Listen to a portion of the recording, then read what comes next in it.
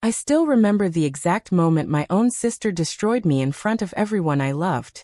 The cake was on the table, candles flickering, and Dad was smiling the biggest smile I'd seen in years. It was his 60th birthday, a day we had planned for months.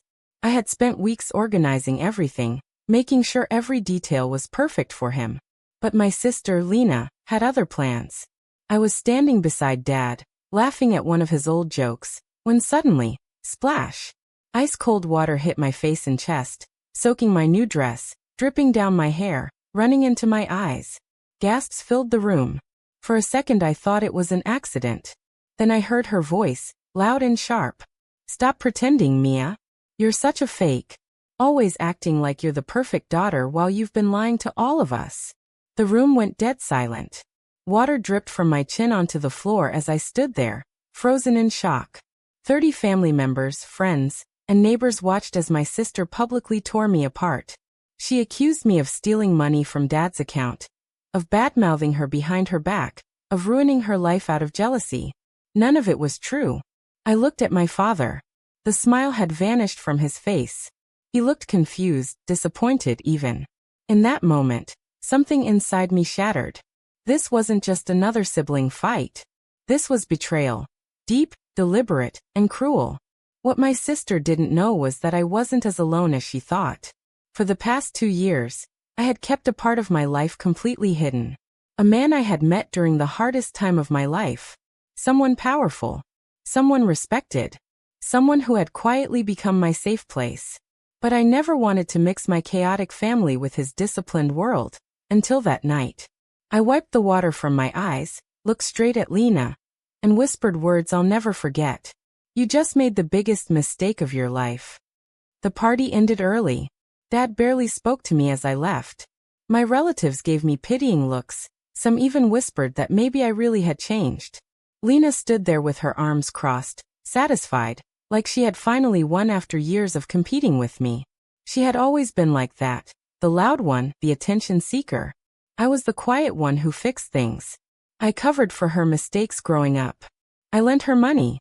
I comforted her through every breakup. And this was how she repaid me. That night I sat in my car for over an hour, crying so hard I couldn't drive. The humiliation burned deeper than any heartbreak I'd ever felt. How do you recover when your own blood humiliates you in front of the man who raised you? I drove home completely broken. But as I walked into my apartment, my phone lit up with a message from him. "Are you okay?" His name was Captain Alexander Kane, squad commander of an elite special operations unit. We had met 2 years ago when I worked as a trauma counselor for veterans. He was strong, disciplined, and carried a quiet authority that made people straighten their backs when he entered a room. We kept our relationship private. He respected my wish to handle my family on my own. But after what happened that night, I finally told him everything. I told him how Lena had been spreading lies for months. How she had forged my signature on documents. How she had slowly turned my father against me while smiling in my face. Alex listened without interrupting. When I finished, his voice was calm but ice-cold. "No one disrespects you like that, Mia. Not even your sister." The next few days were hell. Lena doubled down. She posted vague but damaging things on social media. Family group chats blew up. Dad asked me not to come to Sunday dinner. I felt completely isolated, drowning in shame and anger. Every night I replayed that moment. The cold water, the gasps, my father's disappointed face.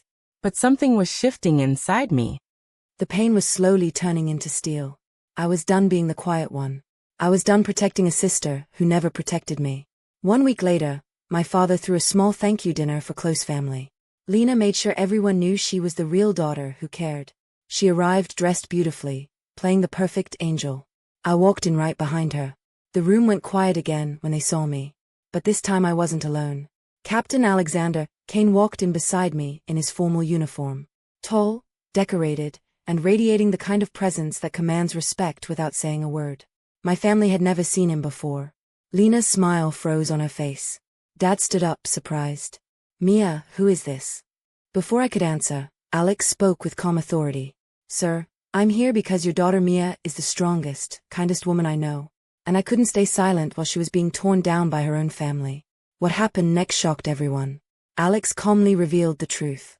He had quietly asked a trusted contact to check the financial records Lena had accused me of tampering with. The paper trail led straight back to her. Transfers. Forged documents. Even messages where she bragged to a friend about finally taking what should be mine. He didn't raise his voice. He didn't need to. The evidence spoke for itself. Lena's face went pale.